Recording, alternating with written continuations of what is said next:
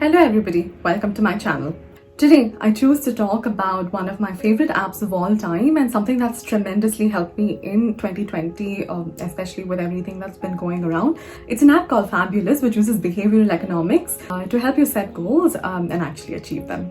So in today's video, I'm going to talk about a couple of things. I'm going to start off with talking about habits in general, a demo on how I use Fabulous and craft my morning routine, and what I do and how I stick to the habit in the long term. First, I'm going to start off by giving a general overview of our relationship with habits.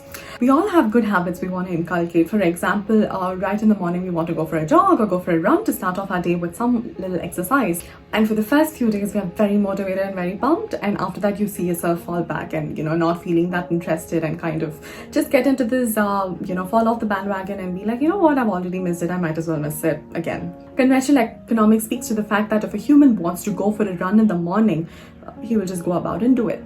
But behavioral economics speaks to the fact for the fundamental possibilities of a human behavior. You have 100 reasons in the morning to give up.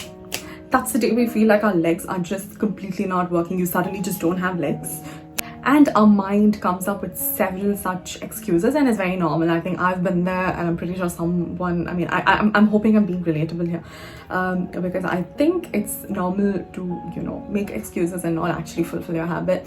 So we all have fallbacks and make decisions for our short-term gratification, that is to get a little extra sleep, to make our legs feel a little more comfortable today, not going through the discomfort of having to walk to the park, and in a sense, make irrational excuses. So how do I use Fabulous to create my morning routine? Let me just do a little video demo here. So as soon as I launched the Fabulous app, it basically shows some challenges that I can become a part of. And then of course there is my morning routine. I'm going to scroll down to show you my morning routine. It has water drinking, reflection, and affirmation, which says I feel great today, There are lots of them. Timeline, write it to do, check your weight, etc. So for each of the habits mentioned here, I have a system around it. For example, if I say stretching, whenever I drink water, I stretch.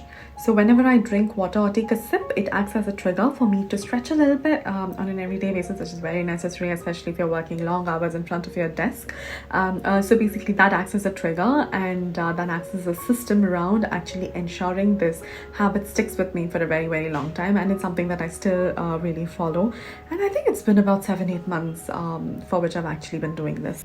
So in a sense, we want to create a habit and we try really hard and set a lot of motivation to actually get started, but we have a fallback despite all these efforts. Is there a way to combat this or look at it from a different angle? If you speak to compound interest, there's actually a very famous quote that compound interest, it's the 8th wonder of the world. Can we apply this to our everyday habits?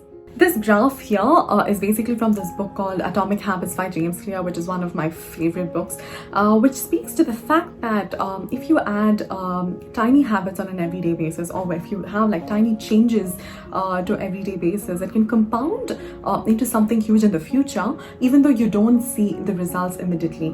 And one of the biggest reasons we find it very difficult to stick to our habits is because we are not seeing results immediately.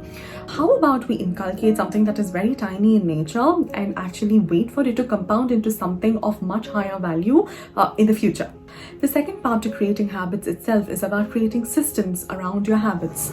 Create a system where you can actually identify the various barriers that prevent you from doing the habit itself and try to eliminate these barriers so you can actually get to the habit. I think one of the first steps over here is actually being aware of what all barriers and what all excuses you can actually think of before you go ahead and do the action of the habit itself. Identify the barriers that actually arise in your head as you wake up to actually have the run. For example, say one of the barriers is that it's raining. So then what do? Do you just quit running today? That's an excuse in itself. Maybe you can play music and dance that day instead, or do an indoor yoga. So try to understand your barriers and try to find mitigation methods for these barriers, and that itself creates a system for easily accessing your habit and reduces the number of steps of inertia to make the habit possible. And this is actually emphasized majorly in several self-help books. The one major thing that I really like about this app, Fabulous, is that the app actually suggests what little steps you can actually create to make a system around your habit, and that's one of the biggest game-changing features of the app, according to me.